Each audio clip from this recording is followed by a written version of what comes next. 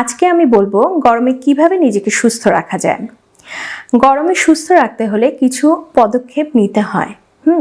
শরীরে তখন গিয়ে পানির অভাব দেখা দিতে পারে। প্রতিদিন 8 থেকে 10 গ্লাস পানি পান করার অভ্যাস গড়ে তুলতে হবে।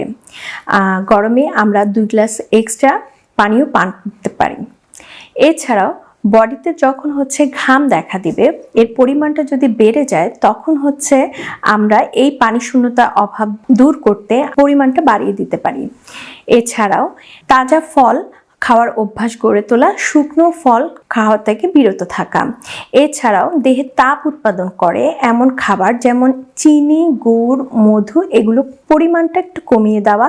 এছাড়াও কিছু সবজি আছে যেগুলো শরীরে তাপ উৎপাদন করে থাকে, যেমন পালং শাক, বিট, পেঁয়াজ, রসুন ইত্যাদি।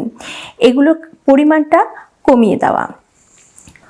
অতিরিক্ত মশলা জাতীয় খাবার গ্রহণ করা থেকে বিরত থাকা।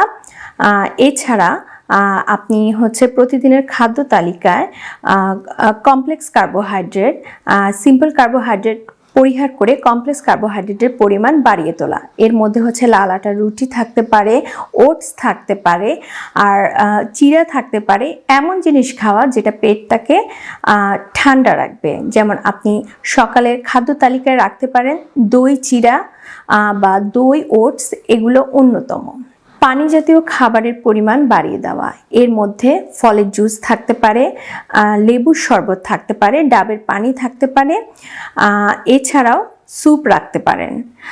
যেসব খাবার যেমন কাঁচা সবজি, গাজর, তার মধ্যে গিয়ে শসা, এগুলোর পরিমাণ বাড়িয়ে দেওয়া। কেউ যদি গিয়ে অ্যালকোহল বা ধূমপায়ী হয়ে থাকে তাহলে সেগুলোর পরিমাণ কমিয়ে দেওয়া। বাজারজাত বিভিন্ন ধরনের কার্বোনেটেড ড্রিঙ্কস থাকে, সফট ড্রিঙ্কস। এছাড়া গিয়ে চিনি মিশ্রিত কিছু জুস পাওয়া যায়, সেগুলো পরিহার করা। অনেকেই গিয়ে অভ্যাস থাকে গিয়ে চা, তারপর কফি পানের, সেগুলো বর্জন করা। এছাড়াও কেউ যদি প্রতিদিন ফিজিক্যালি অ্যাক্টিভ বা ব্যায়াম করে থাকে, সেই ব্যায়ামের শুরুতে এবং শেষের দিকে অল্প পরিমাণে পানি পান করা। এই হলো গরমে সুস্থ থাকার কিছু উপায়। পরবর্তীতে আরও কিছু টপিকস নিয়ে আসবো। ধন্যবাদ।